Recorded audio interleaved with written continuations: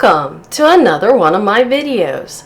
You can help support this channel by subscribing and liking, and by grabbing one of my free ebooks. You can find a link in the upper right hand corner and in the description to my website to grab as many of my free ebooks as you would like.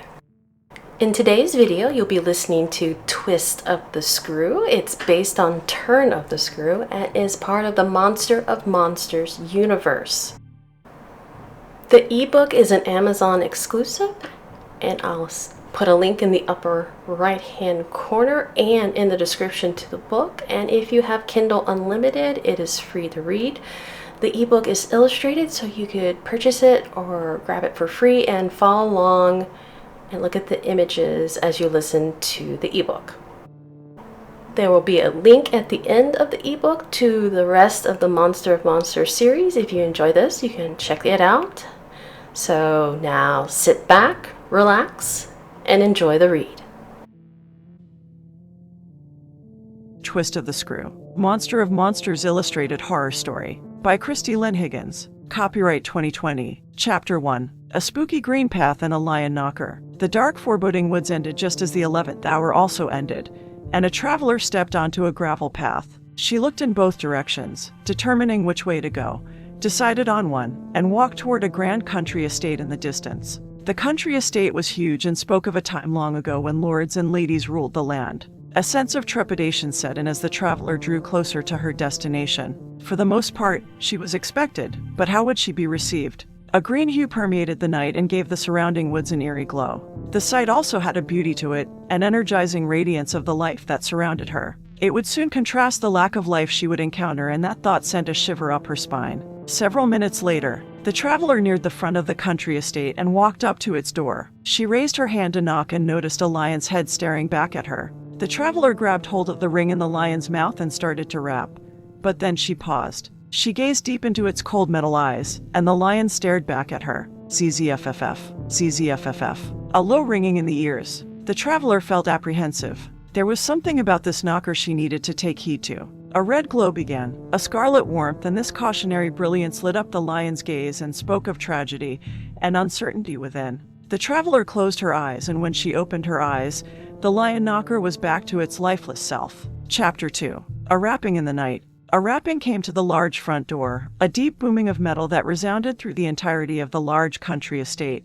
A quarter past the witching hour in the stillness of the house, as if the dead lived there. Neither stirred nor broke. It was not until the rapping persisted that the housekeeper, with a finger candlestick in hand, came and creaked open the door. Outside, surrounded by the vast of the night, a girl in her mid-teens stood with a backpack slung over her shoulder. She was wearing a yellow t-shirt, blue jeans, and white sneakers, and held a well-used napkin only a few inches from her lips as if she had just wiped her mouth with it. "Are you lost, child?" the housekeeper questioned. She was wearing a long nightgown with a house robe over top of it. Her black graying hair was pulled under a lady's nightcap.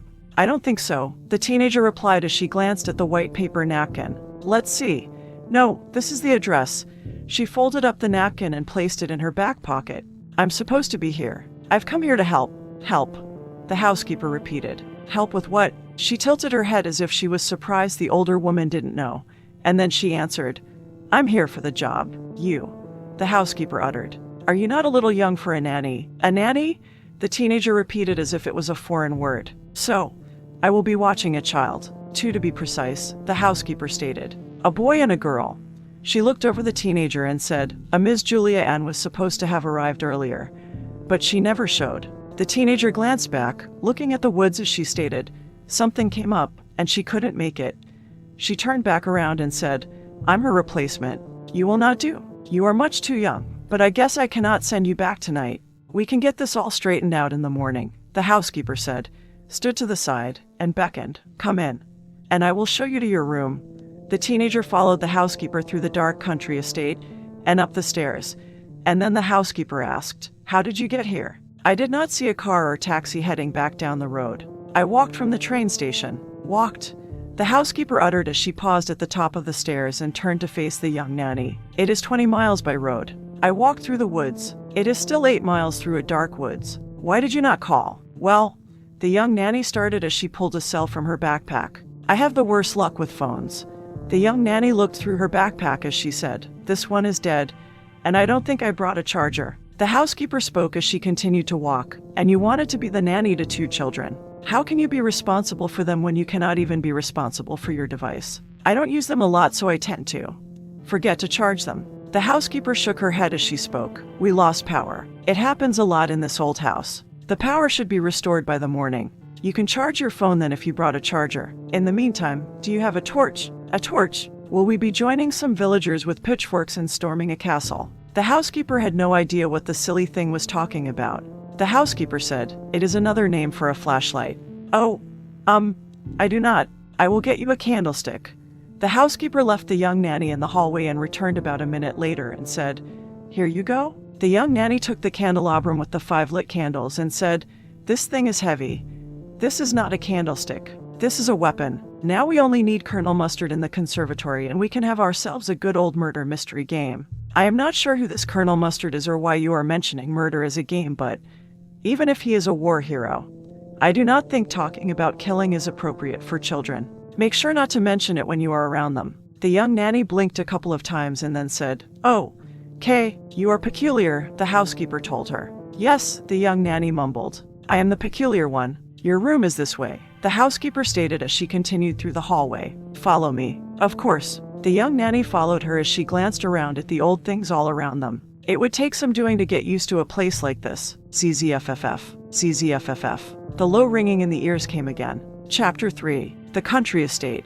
The country estate was very old and many antiques filled its vast spaces. The carpeted floor creaked a few times as they walked through the hallway, and then they entered a new hallway which was just as dark. The young nanny glanced all around. She was already lost if she had not her guide. The light from their candles lit up new areas in a warm glow and left the sections behind them in darkness, a blackness that seemed to grow cold with the absence of life. The huge house was almost dead from lack of use. They passed an old grandfather clock, and the young nanny paused by it to take a better look at it.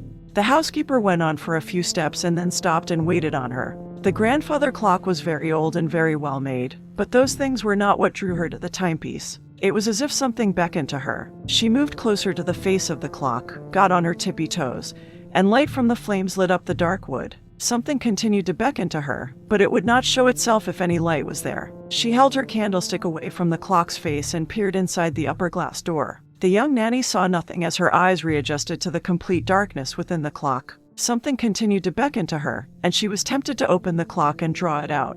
We should really move on, the housekeeper said. I wish to return to my own bed. The nanny lowered herself, disappointed she wouldn't find what had drawn her to the clock. She moved forward, and then the two of them continued through the hallway. Within the clock, a set of tiny green glowing eyes appeared in the left corner near the 7.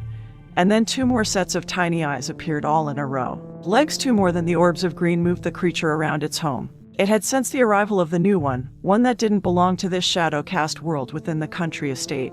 It would visit the new one once she was alone, so for now, it would wait within its web-stained home. You have a very interesting house here, the nanny said. It is so quiet now, the housekeeper spoke. I can remember a time when nearly all these rooms on this floor were occupied. Now it is only the children, myself, and the butler. Where are their parents? The agency did not inform you. I guess if you were a last-minute replacement, maybe they did not have the time, the housekeeper said as she paused and turned to the teenager. About a year ago, their parents died in a tragic accident. The estate and their fortune were left to their children. So are they in the care of an uncle or an aunt? No, the housekeeper replied. They have no living relatives that I know of. They are in our care until they turn of age. Oh, the teenager replied. It must be hard for them. She was silent for a while as she thought about her own family. When someone leaves your life, it's so hard not to miss them. The nanny was about to ask another question when a child's scream drew her attention. Chapter 4. Attentive Eyes. The nanny rushed forward, urged on by the child's screams, and ran some distance. She opened a door and ran into a dark room where the scream originated. The nanny paused at the door as her candlelight lit up some of the area, and she turned to a little girl sitting up in bed with her covers pulled up to her nose. The girl looked to be about 8 years old, and she was tightly gripping a stuffed rabbit. The toy looked worn but well-loved. The nanny felt as if the two of them were not the only ones in the room and turned to a tall window that nearly took up the entire wall. It was very dark outside even with the moon there, and it was so dark that it seemed a black sheet had been pulled over the window. The nanny slowed her breathing as something seemed off, and she needed to quickly determine what it was. She glanced at the little girl and realized what it was. The nanny had felt it when she first came in. something else there. Something that drew the nanny's gaze to stare longer into the void of the night. The flames were too bright, so she went back into the hallway and set the candelabrum on a table, and then re-entered the bedroom. The nanny stared at the window again. It was almost as if two red beady eyes were staring back at them, eyes that had a hunger about them. The nanny froze, unsure what to do or if what she was seeing was real and not her imagination spurned on by the little girl's scream. "What is going on here?" the housekeeper inquired as she entered the bedroom. "And why are you standing here in the dark?" The nanny faced her, and when she turned her attention back to the window, the red glowing eyes were gone. "I thought I saw," the nanny began. The housekeeper went immediately to the little girl's side and sat on her bed, and then she questioned, "Flora, why did you scream? Did you have a bad dream?" The little girl glanced at the stranger in her room as if determining if the teenager also witnessed the horror that had woke her from a deep sleep. A monstrous phantom that had stared at her as if it wanted something from her. Flora replied, "I thought I saw something outside my window." "Did you see anything?" the housekeeper asked the nanny. She started to answer, but then thought of something, and asked instead, "Are we on the second story?" "We are," the housekeeper replied. "What did you see?" "I saw," she began again, but decided not to say the crazy thing she did see. What could be hovering outside but something out of a nightmare? The nanny answered, "I am not sure what I saw." She decided it would be better coming from the girl. So she asked, "What did you see?" "Flora, who is this?" the little girl questioned. "And why is she in my room?" "She is. She was to be your nanny," the housekeeper replied. "And she is in your room because—" The housekeeper realized how quickly the teenager had reacted and how fast she had run as she stated. She heard your scream." The housekeeper paused and then said, "She will be leaving tomorrow and a different nanny will come." "Why does she have to leave?" Flora asked as she felt a sense of comfort and care with the older girl. "She is too young," the housekeeper replied. The little girl got out of bed and walked over to the nanny and took her hand, asking, "Do you know many games?" "A few," the nanny replied. Flora looked up at the older girl, getting another sense from her, a sense of care and that the nanny was here to protect her. She said, "I think I would like to try her out as a nanny." The others were older, but none of them stayed. "They all abandoned us." "Stayed?" the nanny repeated. "What does she mean?" "There were 3 other nanas before you," the housekeeper began.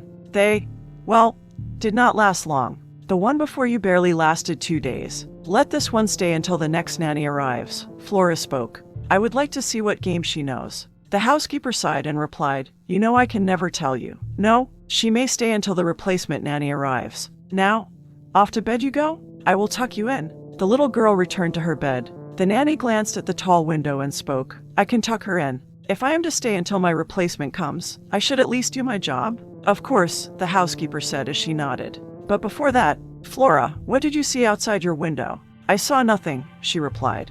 "I screamed because of a nightmare." The nanny wasn't sure if the little girl believed what she said or she actually didn't see anything. "I am heading back to bed," the housekeeper stated. "Your room is the next one down. I will see you all in the morning." The nanny went and sat on the edge of the bed, and she tucked the little girl in her covers. Flora again felt a sense of calm and comfort from the teenager. The nanny looked down at her new ward and began, "Before, you said you thought you saw something at your window. What did you see?" "I saw nothing," she insisted. "Are you sure?" "I saw," Flora began as she wanted to please the new nanny, and then she answered, "I saw myself staring back at me." "What do you mean?"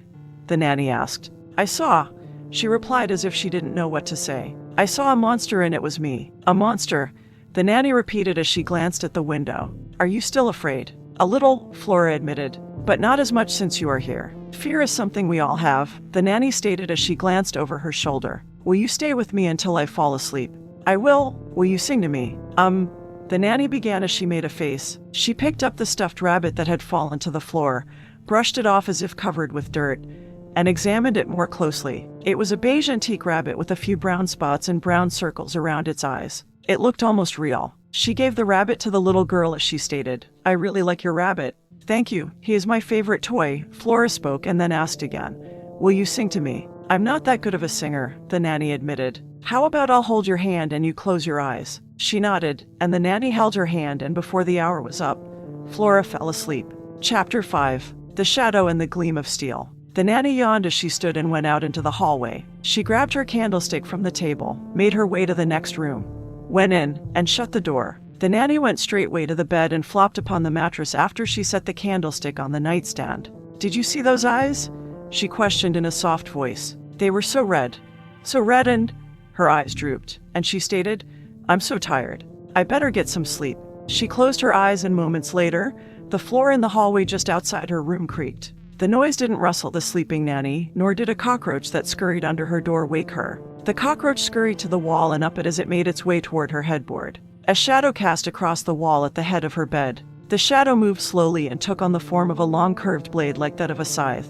A gleam of steel showed for a second as the shadow moved toward the insect. It was like a cobra stalking its prey, and before the shadow and insect met, the cockroach was startled and scurried back the way it came. Chapter 6. Something is going on. The nanny put on a new red t-shirt the next morning and made her way through the maze of hallways. The electricity had been restored, for a few lights were on. Somehow, she came upon the dining room through the labyrinth of passageways. The nanny pushed open the two-way swinging door and paused just outside the dining room as she watched the housekeeper bend down to Flora and whisper something in her ear. The little girl looked startled by whatever was being told to her. She still looked afraid as she nodded her understanding. "Good morning," the nanny called out as she proceeded through the two-way swinging door. The housekeeper straightened and acted startled, as if caught doing something she shouldn't have been doing. She quickly regained her composure and replied, "Good morning." The housekeeper motioned to a chair across from the little girl and said, "Sit, I will bring you something to eat." The housekeeper was wearing her uniform, and the girl was wearing a dress that would have placed her nicely in the late 1800s England. Flora had set her stuffed rabbit on the table as if it was also enjoying breakfast. The nanny walked around the large rectangular table and took a chair that was about in the middle of the table and opposite of the little girl. She noticed there was a second two-way swivel door that most likely led to the kitchen. "How did you sleep?" the housekeeper inquired as she finished serving the little girl some oatmeal. "I was out like a light," the nanny answered. "I probably should have taken a break after my previous job, but I was told this case was urgent. The last nanny did leave all of a sudden, but I do not know that I would say a replacement was urgent," the housekeeper commented, then paused as she considered something, and stated, "You said case. You make it sound like you are some sort of detective working an assignment." The nanny laughed and said, "I am no detective. I am more of a problem solver. You needed a nanny and here I am. I did not receive any of your references from the agency. Have you been a nanny before?" "I have taken care of children," the nanny replied as she glanced around. And then she asked, "Didn't you say there were 2 children? Where is the boy?" "Miles was up earlier and already ate. He is outside playing." "No longer," the boy said as he entered. He looked to be about 10 years old. Miles stated, "I decided to come in and have another look at our nanny." The boy was also wearing attire that would place him nicely in the late 1800s. The nanny wondered why they wore such clothes. Maybe to accent the house. She wasn't sure. The nanny then thought about what the boy had said. "Another look?"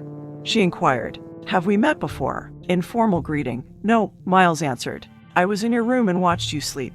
You did not stir when I entered. I have been told that I sleep like a hibernating draken." "Draken? What is that?" "An ancient dragon who, once it is asleep, is very hard to wake," the nanny replied. "Maybe I will tell you more about them later. Right now, I should finish my breakfast and learn about my duties as your nanny. You should not speak to the boy as if this draken is real," the housekeeper stated. "He might believe that it is real, or Flora might. They should know the difference between fairy tales and the real world." The nanny looked from the boy to the little girl and back to the boy as she said, "I believe they will know the difference between fairy tales and the real world by the time I leave." "Miles," Flora spoke up, "did you know that our nanny is very new? I have never had a brand new nanny before." "New," he repeated with a mischievous grin on his face. "I believe I would also like a brand new nanny, but will she outlive our last one?" "Outlive?" the nanny repeated. "You make it sound like your last nanny died." "Did I?" he questioned. "Miles, do not tease the nanny," the housekeeper scolded him with a hint of anger as if he had spoken the truth. "She will think that you are a wicked child." He leaned close to the nanny and whispered in her ear, "I am a wicked child. A very wicked boy indeed." Chapter 7. Food.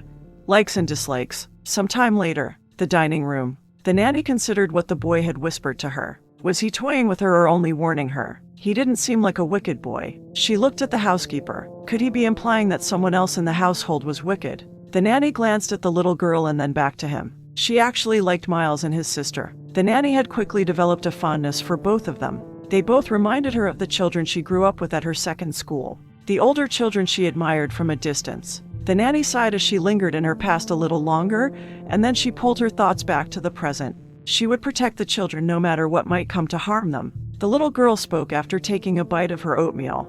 "Brother, let us go play." "Flora, you should eat something before you go," the housekeeper told her. The little girl pushed her bowl away from her as she made a face that was both mad and adorable at the same time.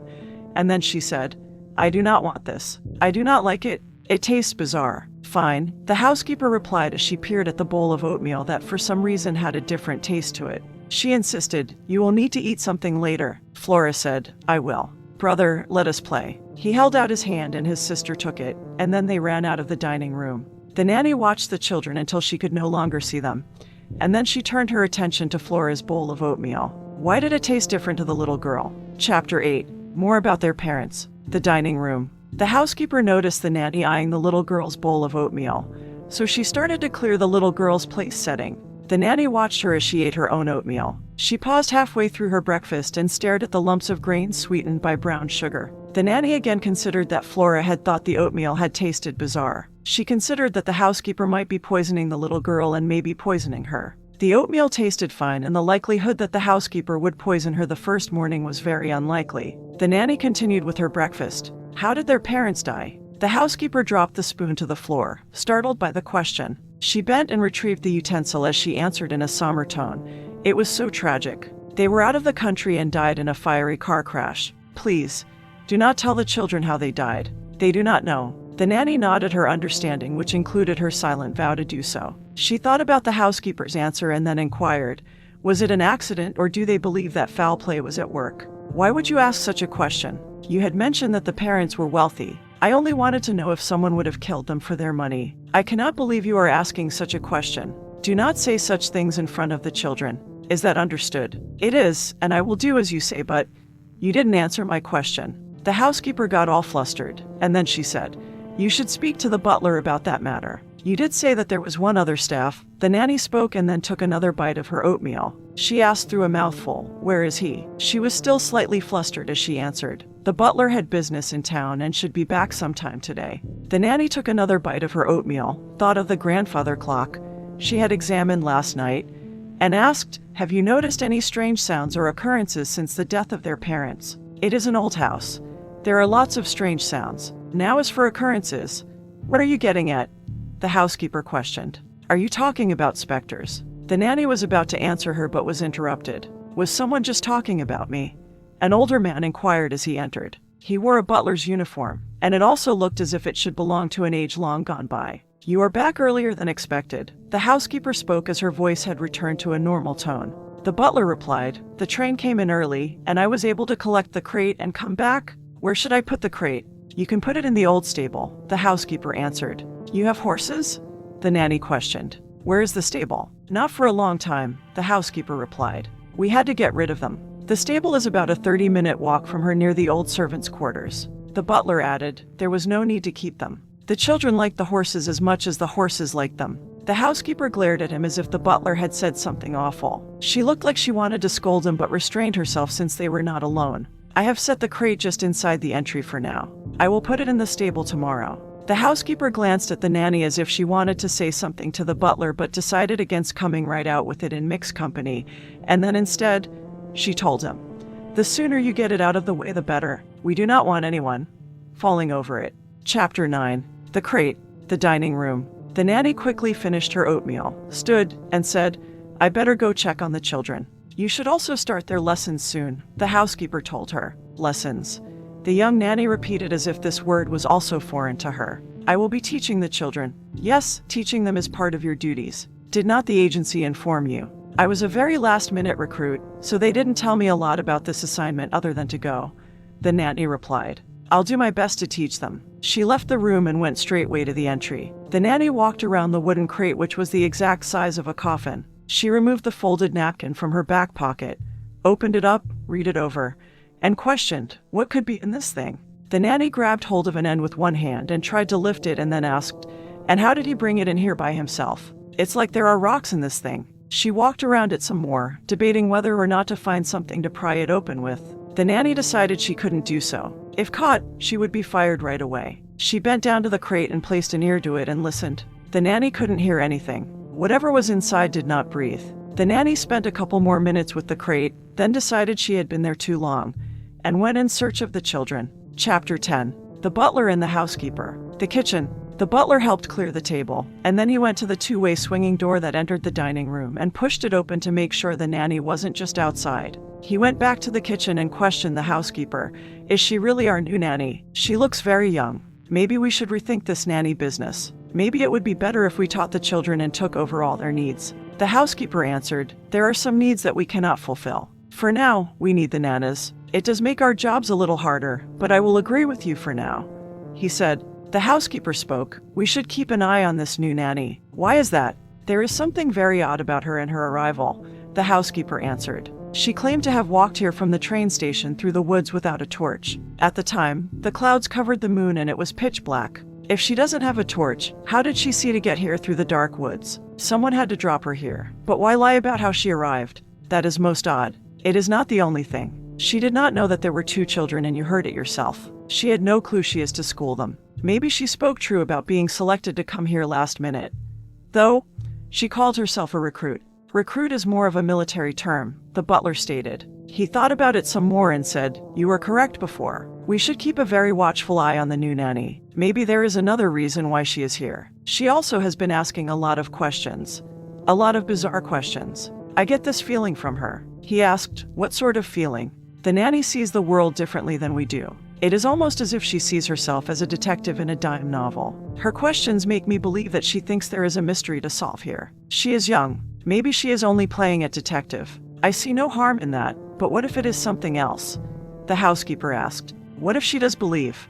How should I put it? What if she believes there are ghosts and goblins in our house or some sort of murder conspiracy? We will just call the police if we see that she is simply mad, the butler answered. Frankly, I believe you are blowing this all out of proportion. She is still just a child herself. Ask her some questions and get to know her better. I believe once you know her, you will understand her. I still believe we should keep an eye on her. Once the phone is working again, I am going to call the agency and ask about her. I will ask the agency the questions I need answers to. Chapter 11. A time to play. The nanny went in search of the children through the vast country estate, and as she searched for them, she got this feeling that she was not the one hunting for them, but that she was the one they were hunting. A little fear crept up.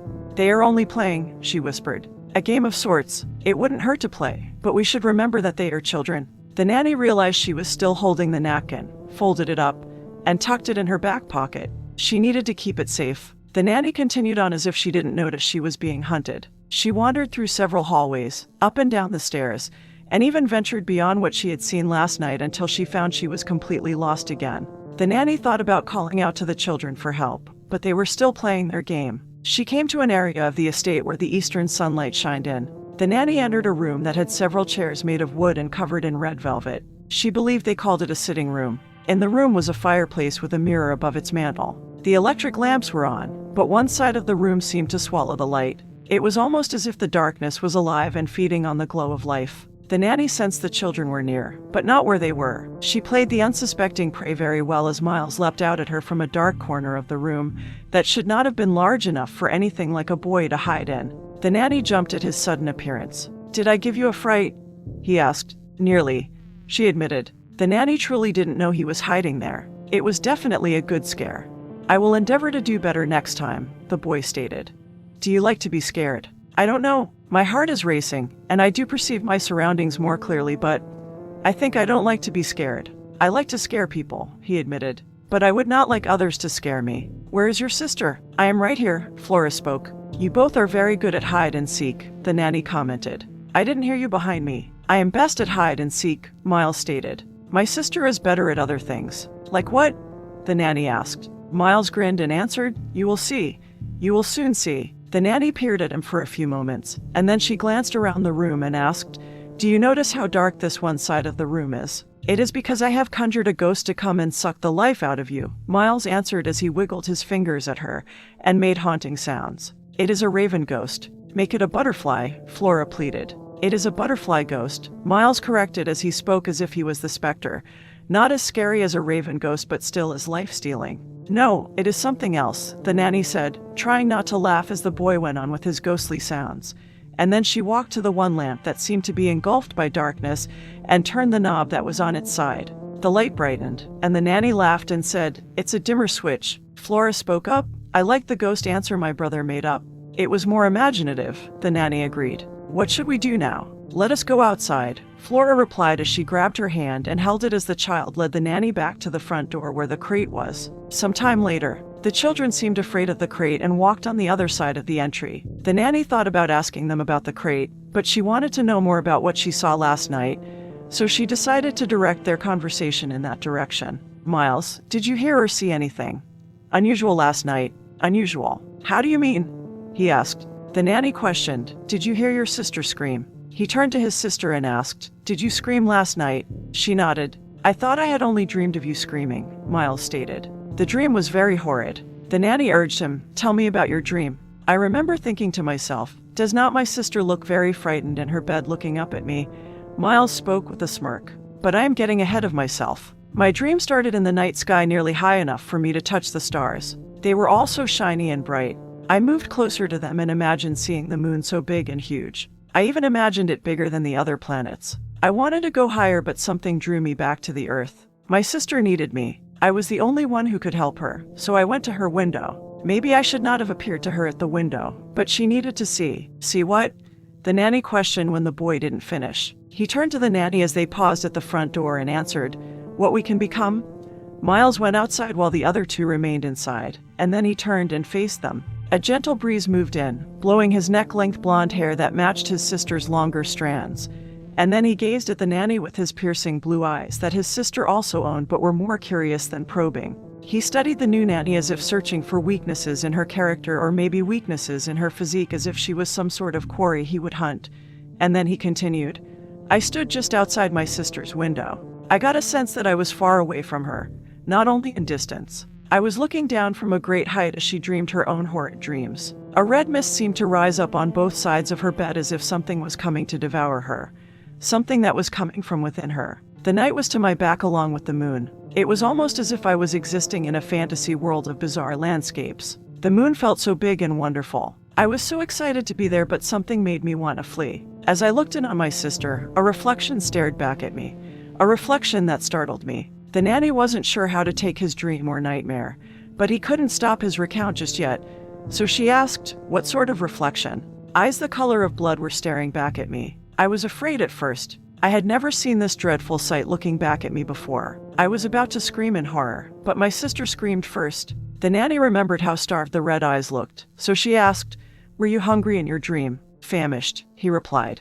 "I cannot seem to eat enough even now in the real world." "Your dream sounds very scary, but where were you standing?"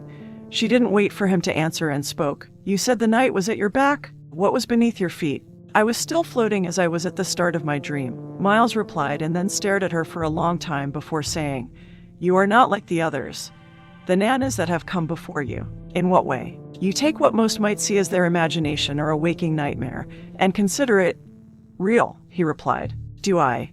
the nanny asked, and then she spoke. "You evaded my question." "I did I not?"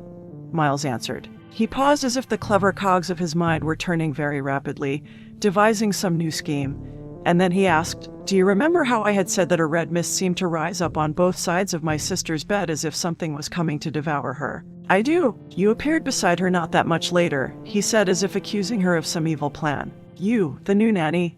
You, the one who seems like she should not be here. You, the one who has many unusual questions. You, the one who..." He peered deeper into her with his penetrating blue eyes, and the nanny froze as she experienced a sense of dread and danger. She felt as if she was some sort of prey in Miles, the hunter. A primeval fear rose up within her and paralyzed her, and she was forced to gaze helplessly back. He grinned as she did so, as if this was the intended result of his unnatural gaze. The nanny wasn't sure what she should do, but then another fear rose up within her, one whose job was to protect her, and this fear urged her to act. The nanny closed her eyes and shook off the effects, and when she opened her eyes, the boy was no longer smiling, but looking at her with this perplexed expression. Miles continued as if shocked, "You, the one who is not as she appears. Why are you here?" She opened her mouth to answer him, and the grandfather clock the nanny had seen last night struck 10 o'clock and sounded off in the distance. Before she could answer, the boy asked the nanny, "Should we not start our lessons?" She looked past him to the outside world that was beckoning to her to venture through it, and then the nanny sighed and said, "I guess we should, now that we have played a short game." Chapter 12. The lake. Within the second-story classroom. "What sort of things are you taught?" the nanny questioned as she stood behind the teacher's desk, looking a little lost. She was holding a book in such a way that it appeared she thought it held some sort of contagion. Games? Flora shouted. The nanny smirked as she set the book on the desk and said, Games. Why not? But instead of me teaching you a game, I want the two of you to teach me one. Miles said, We will need to go outside to teach you this game. Outside, the nanny repeated, thinking about how they had nearly gone outside. Maybe I should have asked this question while we were standing at the front door. Oh, well, exercise never hurt me. Too much. Some time later, the nanny and the children first went to a small lake that was about 20 minutes from the main house. The lake was pristine, clear, and blue. The nanny had never seen a lake so blue. She stared at its unmoving surface and thought about how it had a quality of rebirth and innocence to it. She also thought how it had a purifying property to it, and she immediately wanted to wash herself clean in its refreshing-looking waters. She imagined birds in an array of species singing to the late morning. But it was quiet, eerily quiet. The nanny took a closer look and noticed this lake would not be a good lake to swim in for children. The floor of the lake looked thick with settlement and could easily grab hold of a child or an adult's foot and leave them stuck in the mud under the water. Do you two play here often? I do, Miles said. I pretend to be an adventurer here. I do not, Flora spoke. I am afraid of the water. Only dead things should be thrown in there. It is no place for a lady like myself to play near or in. Listen to me, both of you, the nanny began. I don't want either of you playing here. It is not safe. Both of you promise me you will not come to this lake and play or play anywhere near it. We promise, they both said. Chapter 13. Lessons on Life and Death. The three of them left the lake and went to a different part of the estate. They stood by a large oak tree which was about a 15-minute walk from the main house. The nanny asked, What will we play? Hunter and prey, Miles spoke. How do you play? She questioned as she thought they had already played a game like that in the main house. The hunter counts to 50 while the prey goes and hides. The hunter then hunts for the prey, and when the hunter catches the prey then becomes the hunter. It is like hide and seek. I guess you could say that, Miles said. You are the hunter first. The nanny chuckled and spoke. I will do my best to play the role. She began to count, and the children took off in different directions. The nanny finished counting and said in a loud voice, excited to play a game, Here I come. She looked around and spoke. Which way should we go? Ah, yes. I also see the footprints. CZFFF. CZFFF. A low ringing in the ears came once again. She raced in the direction the footprints headed in and entered a wooded area. A clump of white caught her eye, and she walked over to a white rabbit that had been killed. Blood stained its white, fluffy fur. It was killed recently, but by what? The nanny noticed footprints all around the rabbit, but they were not made by any animal. They were made by shoes. There you are, Flora spoke. The nanny turned to the girl and noticed her lips were stained by red. Flora, have you been eating something? I have, she replied. Miles found some wild raspberries. Your brother, is he close? A burning sensation traveled up the spine of the nanny, a sensation of warning along with a promise of swift and deadly action. She quickly turned as she shouted, No. The boy was standing behind her, and he asked, Why are you yelling at me? I did not do anything to you. The nanny noticed his lips were also stained by red, and then she said, I only yelled because you frightened me. Please forgive me. I did not mean to yell at you. I guess I did sneak up on you and give you a fright, so I will call us even. What were you looking at before my sister appeared? Miles asked as he started into the grass. Don't go over there. The nanny spoke as she put out her hand as if to grab him, but it was too late. Miles stared at the dead rabbit as if deeply afraid of what he saw. He glanced at his sister who walked over to his side. Miles said, Something was eating it. Something hungry, the nanny added. It is gruesome, but things need to eat. Sometimes something needs to die so another can eat. A dog, cat, or fox must have caught it. Is it bad that they killed it? Flora questioned as she stared at the rabbit and licked her lips. They were probably hungry, the nanny stated as she glanced at the boy. And then she said, We should not kill creatures only to be cruel. If they were hungry, is it all right? Flora asked. For animals. It is hard for them to resist if they are hungry. Is it bad? The girl repeated as if she really needed to know and then glanced at her brother. The nanny asked, What do you think? I think it is fun to kill, Miles interrupted his sister. Did you kill the rabbit? The nanny questioned him. He laughed and asked, Do you also think I ate the rabbit? Why would a boy kill and eat a rabbit raw? The nanny answered with a question. I did not say I did, Miles replied. Come, Flora. He held out his hand for his sister. Time to go back. Lunch will be served soon. The brother and sister headed back to the country estate while the nanny stared at the rabbit. She thought about the red eyes she saw last night and a shiver ran up her spine. This assignment wouldn't be an easy one. The children, they were. Not quite normal. The nanny turned after a few minutes and followed them in. Chapter 14. Lessons learned. The brother and sister were alone and nearly back to the main house when the girl spoke up. They were still lovingly holding one another's hand. Miles did so protectively, and Flora did so adoringly. "Thank you, brother," she said. "I do not know what I would have done if you had not found the raspberries. The nanny would have thought me very wicked. No need to thank me. I am your big brother. I will always protect you, but you must be very careful. Our new nanny is... How shall I put it? Our new nanny is somewhat clever and very suspicious. She actually hinted at that she believes one of us killed the bunny. None of our other nanas thought us bad until they were no longer around. Thank you again for the raspberries. The stain they left hid the other stain, my unwillful indulgence in an appetite I cannot control." She paused and pulled on his hand so he would also stop. And then Flora asked, "Miles, what am I going to do?" "I do not know. We should talk to the butler and housekeeper. They will help us. They will teach us about life as they have been teaching us." Chapter 15. More games and meals. Some time later, the dining room. The nanny arrived, pushed open the two-way swivel door, and paused just outside the eating area. She noticed the butler whispering to Miles and Miles whispering something back. Flora was holding the hand of the housekeeper, and in her other arm was her stuffed rabbit. "Hello," the nanny greeted before coming in. The butler stopped talking to the boy, and lunch went on as normal, except Flora didn't eat again. Some time later, the second-story classroom. The nanny held a book on math as she stood behind a large desk, facing the children. They each sat at a smaller desk with a book opened in front of them. "Today's lesson is on," the nanny began as she looked over the book. "Numbers? Lots of numbers that are. All in a column with plus and minus signs all around." The nanny closed the book and said, "That is enough on math." Flora asked, "What should we do then?" Miles inquired, "Are you sure we are not doing math because you do not know how to work the problems yourself?" The nanny started to answer him, but instead, she told the girl, "Why don't we get to know each other better? Let's pick a subject and talk about it. I'll go first. Let's talk about what makes us afraid." She said, "Miles, tell me what makes you afraid." He glanced at his sister and then said, "Separation. I do not like it when I am gone from my family." "Flora, tell me what makes you afraid." Let me see. I guess unexpected change. Can you give me an example?" the nanny questioned. "The death of our parents. I never thought they would die." The nanny asked, "Do you have another example?" Miles spoke up before his sister could answer and questioned, "What about your parents? What can you tell me about them?" "Nothing," the nanny replied. "I never knew my parents, though I did have someone once who took care of me and I believe loved me. She had a nickname for me, and I would go visit her every day." "What sort of nickname?" he questioned. "She called me Little Morsel." Flora asked, "What sort of name is that?"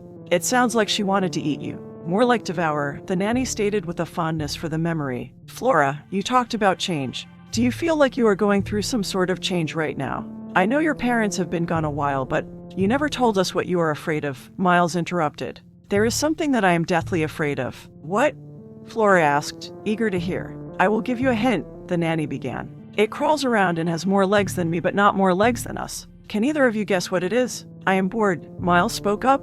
"If we are not going to do our lesson, can we play another game?" "I do like games," the nanny said. "What should we play?" Chapter 16. What scares you? Miles and Flora took her to their playroom where they taught her how to play jacks. The nanny had never played before. It was a game played with a set of small, six-pointed, metal pieces and a small rubber ball. The object of the game was to pick up the pieces in various combinations. The player dropped 10 jacks and then tried to scoop them up.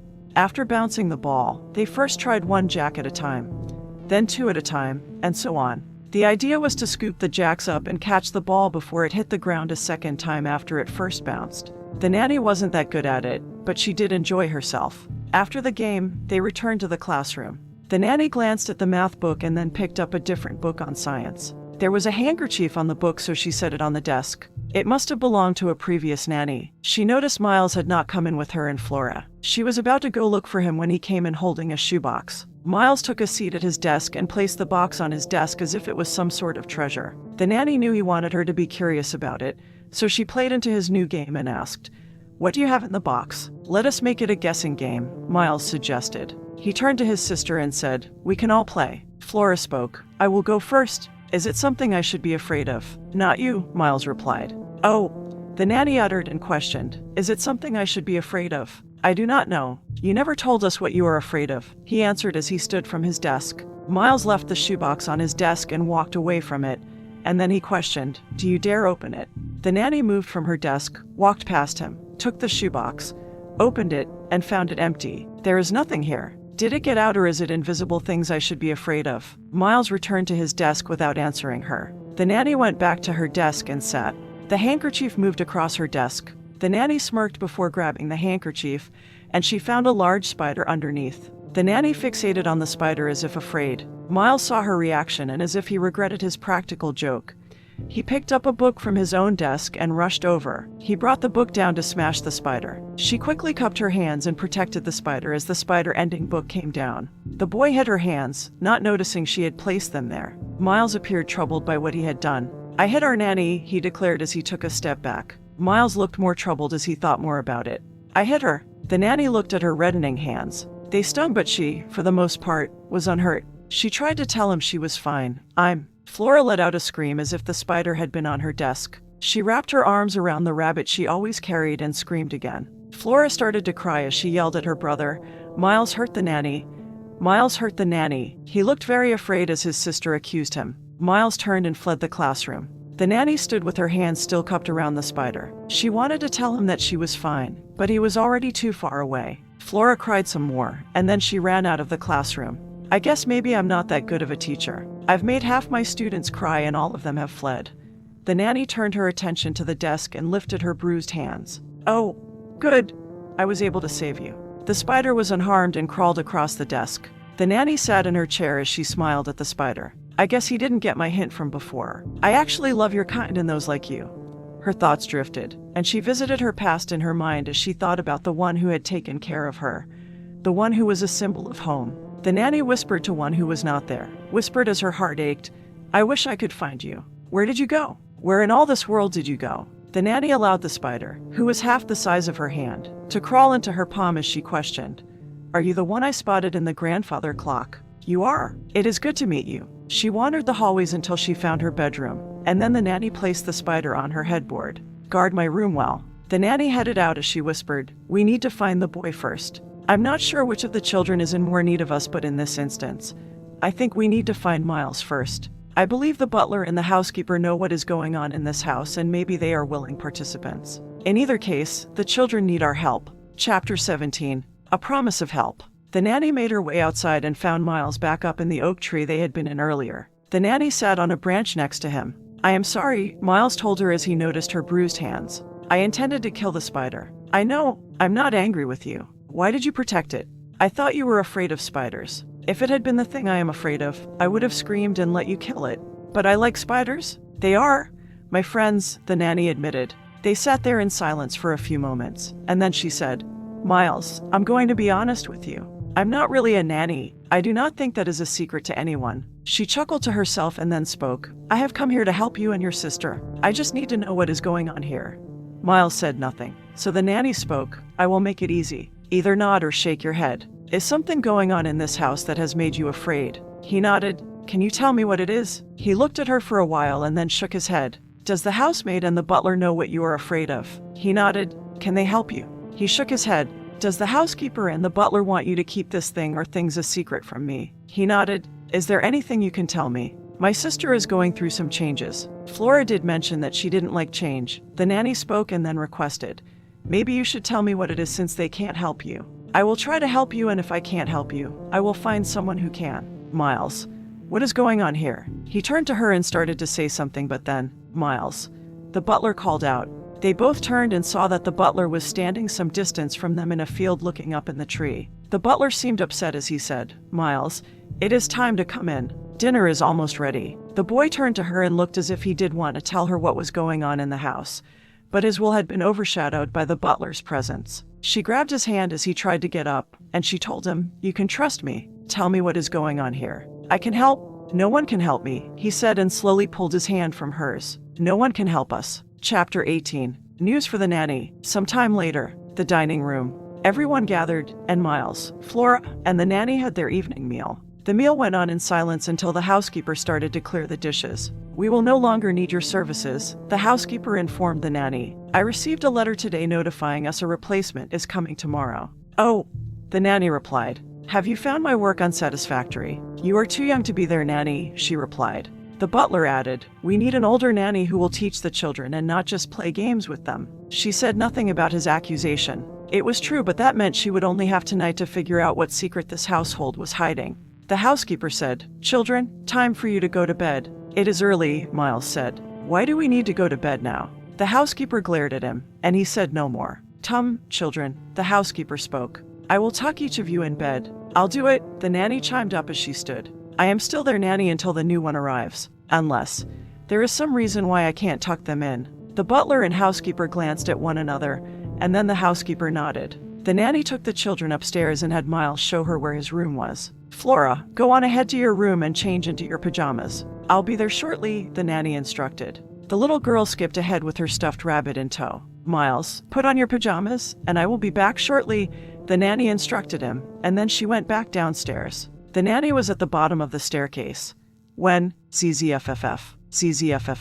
The low ringing in the ears intensified. She put a hand to the side of her face as if in great pain, waited until it passed, and then went on to her destination. Some time later, the kitchen. The nanny paused just outside and listened in at the two-way door. The butler asked as he washed the dishes, "Is there really a new nanny coming tomorrow?" "No," the housekeeper replied as she dried the dishes. "I thought it best that we take care of the children from now on. We do not need any more outside interference. We will raise the children as they need to be raised. It is for the best," the butler stated. "Miles has already been through part of his change, and I believe Flora has just started. We need to instruct them. We need to teach them about their hunger." The nanny heard enough and started back upstairs. There was much she would need to do this night. Chapter 19. One last night. Miles' bedroom. The nanny knocked on the boy's door before entering. Miles was in his pajamas, standing at the tall window of his bedroom, gazing at the setting sun. "Will you be leaving tomorrow?" he questioned. "Yes. There will be no one to help me. Help us after you leave. You understand that a new nanny's not coming." He nodded. "Miles, I only have one night to figure out what is going on here. Please, tell me. You can trust me." The boy turned to her and said, "I want to tell you. I really do, but you will not understand, and I do not think you will believe me." The nanny went and sat on the end of his bed and patted the space beside her. Miles came and joined her. She questioned him, "What do you wish more than anything?" "I wish my parents never died. I wish they were here right now. Do you believe they could help you with what is going on?" He nodded. "Miles, why haven't you told me what is going on here?" "Fear," he replied. The nanny glanced over her shoulder as she smirked and said, "I can understand fear. Sometimes what we are afraid of can become a part of us and make us stronger. I do not understand. I thought I should stand up to my fear, face it head on, and conquer it. It depends on what your fear is. Do you have fear within you?" She replied, "Fear does live within me, but you were also right. There are some fears we should face and conquer. What you are telling me is confusing." "I'm sorry," she told him. "I only meant that some things that we fear are not at all that scary. It depends on what that fear is. I think I understand what you are saying." "Good," the nanny said. "Now go to bed. I need to tuck your sister in and get as much sleep as I can. Are you planning on doing something tonight?" "I am," she replied. "It is my last night here, and I did promise to help both you and your sister." Chapter 20. Tucking Flora in. Flora's bedroom. The nanny went to her own room first and grabbed the candelabrum. She picked up a box of matches the housekeeper had given her earlier and lit all 5 candles. She walked next door and entered the little girl's room. Flora was on the floor playing with her stuffed toy, having him hop about. "Time for bed," the nanny told her. The little girl came and got into bed. The nanny tucked her in along with her toy. "You smell nice," Flora told her. "You smell nice like the rabbit." "Which rabbit?" the nanny asked as she tapped the toy. "The one here in your arms, or you smell nice like the little white rabbit." The nanny realized she had been wrong before. She now believed that Miles had not been the one who killed the creature in the woods. "Flora, when the white rabbit in the woods smelled nice, what did you do?" I chased it." "And then what?" "I caught it." "And then what?" "I heard it and made it no more." The nanny considered what she had said and then asked, "Flora, are you afraid?" "I am." "Of what?" "Of myself. I am afraid you will get hurt tonight, or the housekeeper or the butler or even my brother. I will make sure nothing happens tonight." Flora questioned, "Do you swear it?" "I do," the nanny replied. "I will pinky swear it." She held out her little finger, and Flora wrapped her little finger around hers, and then they shook. "I will make sure nothing happens to anyone, even you, tonight," the nanny swore. She removed the napkin from her back pocket and said, "Now let me tuck you in, and you can get some sleep. I also need to go get some sleep before the clock strikes midnight." The nanny kissed her on the forehead, tucked her in a second time, and then left the room. "I know," the nanny whispered once she reached the hallway. She peered at the napkin as she said, "I should have stayed with them. I should have put both children in one room and stayed with them, but I believe whatever is going to happen will only happen if each of the children is alone. We need to get some rest. Or at least I need to get some rest. You will be in charge of watching my back as you have always done." Chapter 21. Now for some needed rest. The nanny's bedroom. The nanny went next door, set the candelabrum on the nightstand, blew out all 5 candles, and then flopped down on her bed. She was asleep nearly before her head hit the pillow. No time to mess around. She needed to sleep, and she was still exhausted from her earlier assignment. About an hour later, the same 6-legged creepy visitor from the night before crawled under her door and headed for the nanny's bed. The roach crawled up the wall, heading for the headboard. The scythe shadow reappeared, and then a gleam of steel lit up the area and a flash of retaliation even though there was no light in the room. The scythe shadow posed ready to strike like a cobra as the dreaded beast neared. The scythe shadow aimed to decimate their enemy in one swift attack, but before it could act, the spider, that the nanny had saved, pounced upon the roach. The scythe shadow relaxed and then pulled itself back into its bodily sheath. It would remain vigilant. The night was not over yet. Chapter 22. The witching hour returns. The nanny's bedroom. The nanny woke and sat up in bed, and then a few moments later, the grandfather clock started to chime midnight. "Time to put this mystery to bed," the nanny whispered. "What was that?" "Oh, yes, I should thank the spider for saving me. I do hate cockroaches. They are what I am really afraid of." The nanny closed her eyes as if stretching out some perceived sense she had and found where the spider had made his home. She went over to the corner of the room and looked up as the spider was in the middle of making his web, and she said, "Thank you. I saved you and you saved me. We will now be lifelong friends." The nanny headed through the dark bedroom and flipped on the switch. The power was out again. She glanced at the candelabrum and decided she didn't need it anymore. She went into the hallway and checked on Flora. The girl was in her bed sleeping. The nanny went to Miles' room, and he wasn't there. His window was open, and the curtains blew as a breeze swept in. The moon was out in a cloudless sky, and the quiet night seemed to speak to her. The nanny knew where she needed to be. She quickly ran back to Flora's room, but the little girl wasn't there. "I need your help." The nanny removed the napkin from her back pocket and spoke in a whisper. "I need for you to track the little girl." She paused, and then she said, "I know I can do it myself, but I am a little afraid and anxious. The children are in so much danger, so I'm unable to do it myself." The nanny paused as if listening to someone as a shadow raised behind her, and then she said, "When you're ready, lead on." Chapter 23. Searching for Flora. The nanny hurried through the maze of hallways as if led by someone, and then she raced down a set of stairs she had never been down before. She ran outside. The shadow followed her all the way. ZZFFF. ZZFFF. The low ringing in the ears intensified until it became nearly unbearable. She had to pause as she placed both hands over her ears. The nanny thought she would faint for the pain. She waited until it passed and then she hurried on. The nanny went to the lake first and searched the area as the shadow continued to loom over her. She spotted something in the water and rushed over to it, fearing it was one of the children.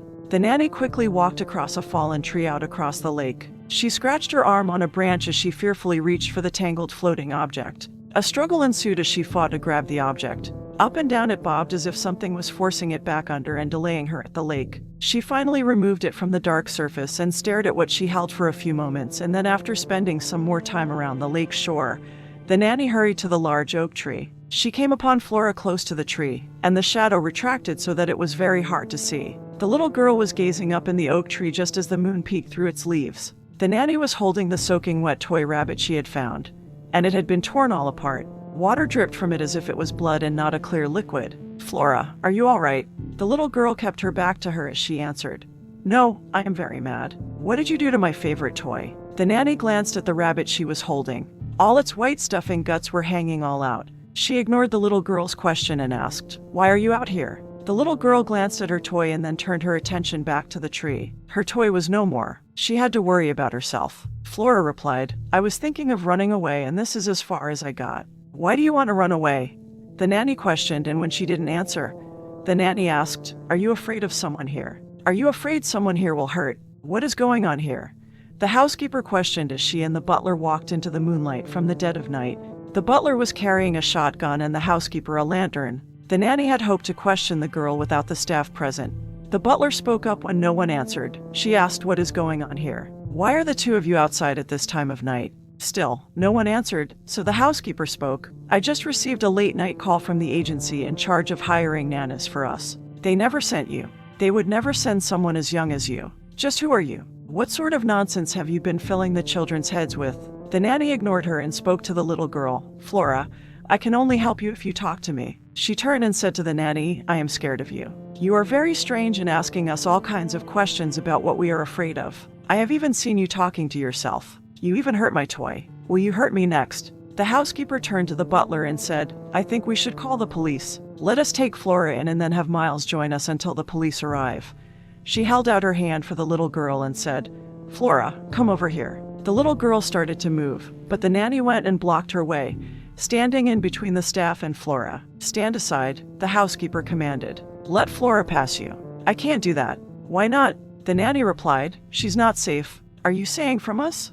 The housekeeper uttered, We would never hurt the children. The butler raised the shotgun and ordered, Stand aside. We will not let you hurt Flora. Flora, this is it, the nanny told her as she looked down at the little girl. If you need my help, you need to tell me. There will be no more opportunities to do so. I do not need your help. You are an insane person, the little girl said as she quickly walked over to the staff. The housekeeper put her hands protectively on the little girl's shoulders as she turned and stood in front of her. I think you should stay outside, the housekeeper spoke. I do not want you coming inside. She then said to the butler and Flora, Come, let us go in. We need to call the police and find Miles. The three of them turned and started away from the nanny. She just watched them as they walked away, and then she glanced at the napkin she was holding. What should we do? Flora didn't ask for help. The nanny seemingly questioned the napkin. She said after a few moments, I agree. We can't give up now. We should go back to the estate. Chapter 24. The one in need of help. The nanny raced back and caught up to the three of them on the gravel driveway that circled the front of the main house. Wait, she called out. Don't go inside just yet. The butler turned and aimed the shotgun at her as the housekeeper put herself in front of Flora while still holding onto the little girl's hand. Stay back, he warned her. The nanny raised her hands and said, I'll stay right here, but you need to listen to me. Flora is going through some changes. Nonsense, the housekeeper spoke. You are the one who needs to listen to us. Flora has told us what you have been up to. You are insane. Nothing is going on in this house. There are no ghosts or goblins or any other type of monsters. She glanced at the little girl, who peeked around the housekeeper, and then the nanny insisted, I never said there were any monsters here. Fear is here, but only because the unknown is frightening. She turned her attention back to the little girl and saw that her eyes were starting to blow red. And the nanny urged, Flora, come to me. Quickly, come to me and everything will be fine. The little girl shook her head as she was afraid of her. The nanny had to think quickly. Whatever was going to happen soon. She placed the napkin in her back pocket for safekeeping and decided to plead with the ones who loved the little girl. The nanny turned to both the housekeeper and butler and said, Please, I don't think you understand. Flora needs my help. Look at her. Her eyes are glowing. The housekeeper and butler both looked at the little girl, and then the housekeeper said, You are imagining things. Her eyes are normal. The nanny turned her attention to the little girl and said, No, they are glowing. Can't you see them? They are all red like radioactive blood. The only one who needs help here is you, the housekeeper insisted. You who came here pretending to be a nanny. No one has ever heard of you at the agency. You have been asking questions as if you are a detective, but you are just a confused teenager. Have you escaped from some mental ward? There are no monsters or ghosts here or anyone who plotted the death of their parents to gain their wealth. The world you see with its shadows and conspiracies. It does not exist. Have you ever considered that you are mad? I have seen you talking to a napkin, and then I have seen you react as if it had spoken back to you. The housekeeper pleaded with her as if she wanted to help the teenager. Can you not see that it is you who needs help? Can you not see that everything that you think is going on here is only happening in your imagination? Flora and Miles are in danger, but they are in danger because of you. Chapter 25. Where is Miles? The nanny considered all that the housekeeper had said. She felt sane, and she was pretty sure everything she had witnessed had actually happened. The housekeeper was mistaken. The children were in danger from a force they didn't understand. Can you not see that it is you who needs help? The housekeeper repeated. Let us help you. What you believe is happening to Flora is only happening in your mind. Look, you are holding her stuffed rabbit. I am, the nanny said as she held it out so that they could get a better look. It is in shreds. Flora destroyed. Flora did no such thing. The housekeeper snapped. I had just finished my call with the agency, and I saw you pick up the stuffed rabbit near the entry. I witnessed you tear it all apart. I didn't do this, the nanny insisted. You did, and that is when I went and woke the butler. There is something wrong with your mind. Flora also said that you spoke of a rabbit in the woods. one that had been eaten. She said she saw no rabbit and neither did Miles. She said that you went on and on about things being hungry and killing. Flora said you frightened her when you talked about blood and flesh being devoured. I said no such things. The nanny insisted, then thought about it, and said, I did talk about hunger and the necessity to kill to eat, but the children needed to know such things. I mentioned devour, but it had nothing to do with the rabbit in the woods. They are children, the housekeeper snapped at her. They do not need to know such grisly things. Can you not see what you have been teaching them? Can you not see that you are the only danger to them? A danger to their mental well-being. The housekeeper glanced all around as she questioned, Where is Miles? Have you done something to him? She looked down at the nanny's shoes and asked, Have you been to the lake? Your shoes are all muddy. I have. The butler pointed out, Your arm is all scratched up as if you struggled with someone. The housekeeper gasped and questioned, Did you do something to Miles? Did you do something to Miles at the lake? Chapter 26. What happened at the lake, near the front entrance to the country estate? I did nothing to Miles, the nanny insisted. I looked for him at the lake but only found this toy. She lifted the wet stuffed rabbit and spoke. I didn't hurt him. The butler asked, What about those fresh scratch marks on your arm? The rabbit was tangled in a branch, and I scratched myself when I removed it. They look like nail marks, the butler spoke. What did you do to Miles? Did he confront you and tell you that you are imagining things? Did he upset you and you? The housekeeper gasped, You drowned Miles?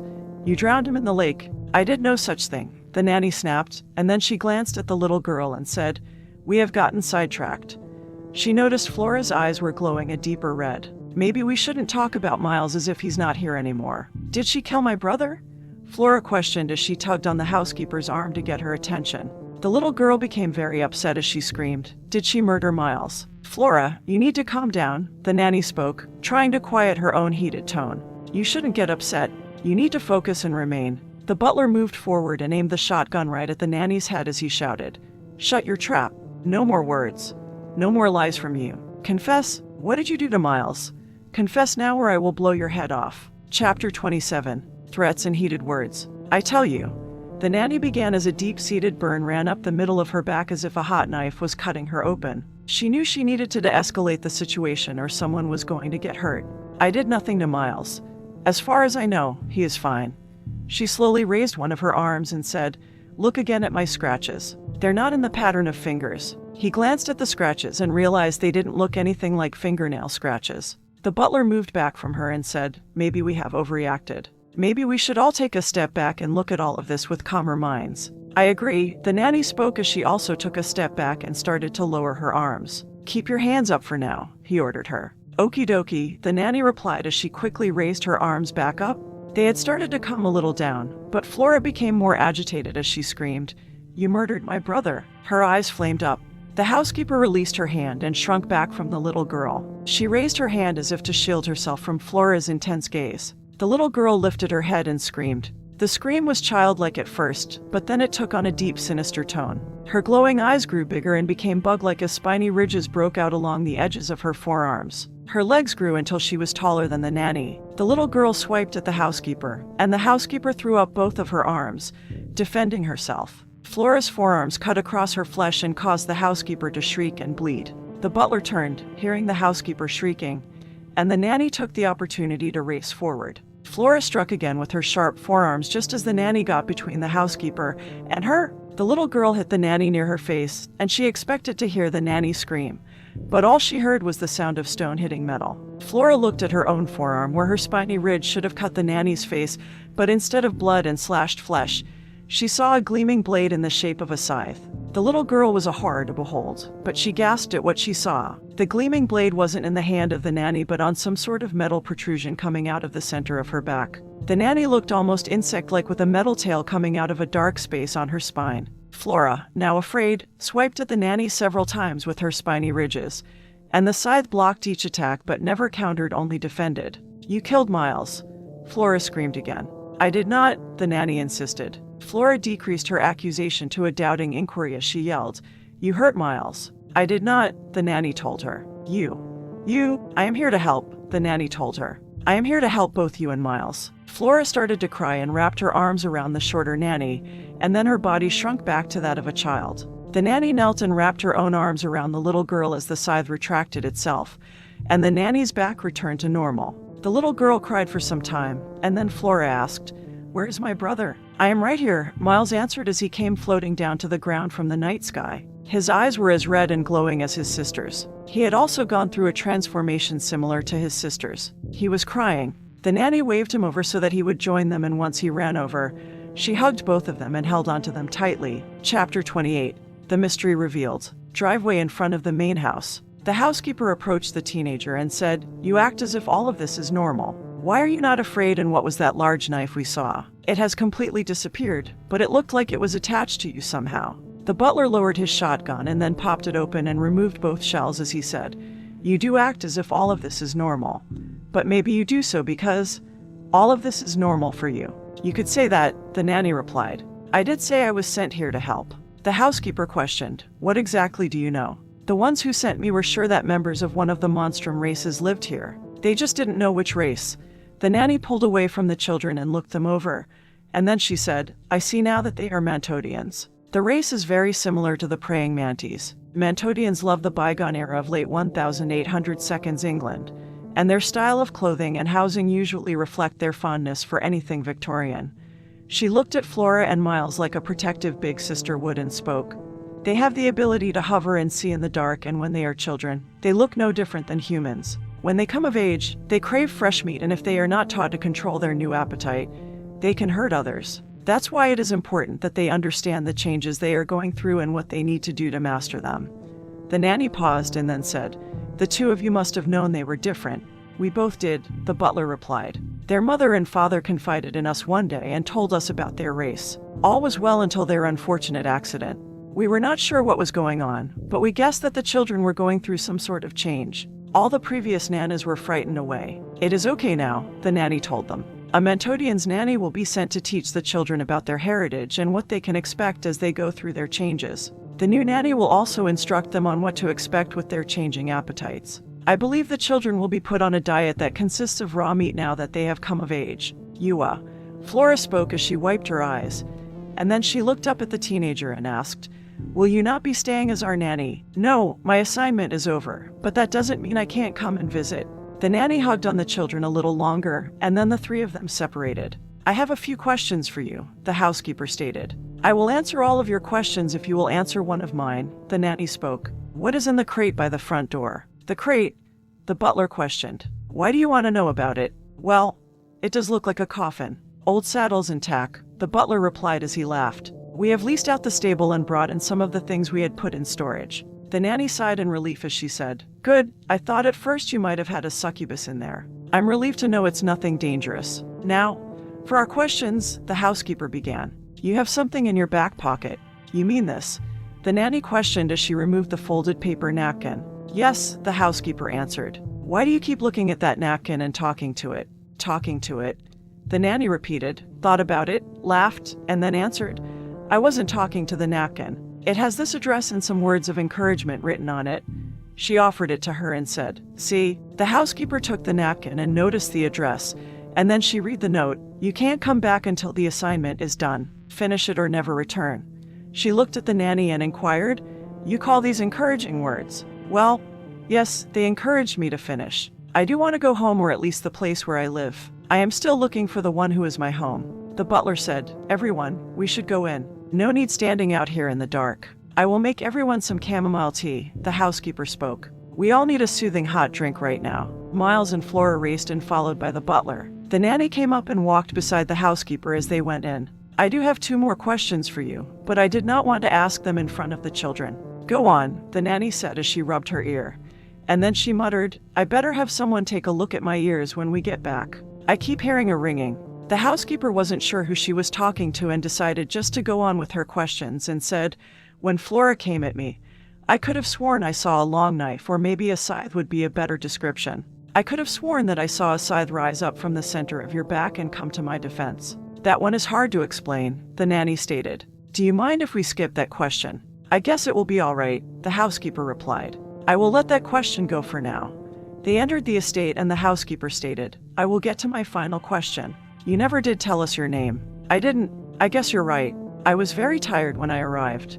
She paused at the threshold, held out her hand in greeting, and replied, "They call me Cain." The end. Read more about Cain and the mysterious scythe shadow in the Monster of Monsters series. Follow this link to start listening to the series.